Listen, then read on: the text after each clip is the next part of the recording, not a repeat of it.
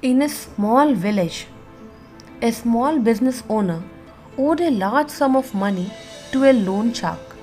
The loan shark was a very old, unattractive looking guy and just happened to fancy the business owner's daughter. He decided to offer the businessman a deal that would completely wipe out the debt. The catch was that we would only wipe out the debt if he could marry businessman's daughter. Needless to say, this proposal was met with a look of disgust. The loan shark said that he would place two pebbles into a bag, one white and one black. The daughter would then have to reach into the bag and pick out a pebble. If it was black, the debt would be wiped, but the loan shark would then marry her. If it was white, the debt would also be wiped, but the daughter wouldn't have to marry the loan shark. Standing on a pebble strewn path in the businessman's garden, the loan shark bent over and picked up two pebbles.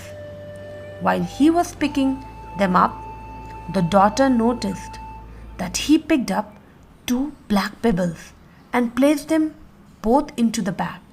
He then asked the daughter to reach into the bag and pick one.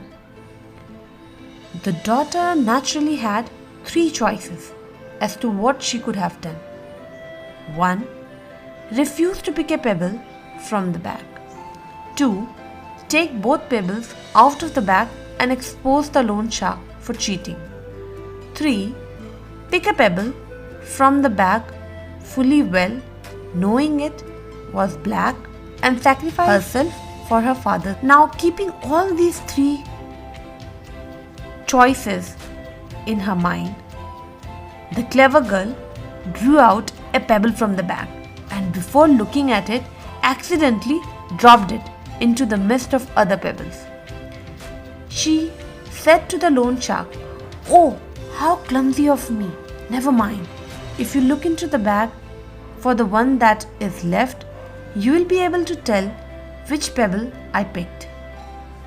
The pebble left in the bag is obviously black, and seeing it as the loan shark didn't want to be exposed, he had to play along as if the pebble the daughter dropped was white and clear her father's debt.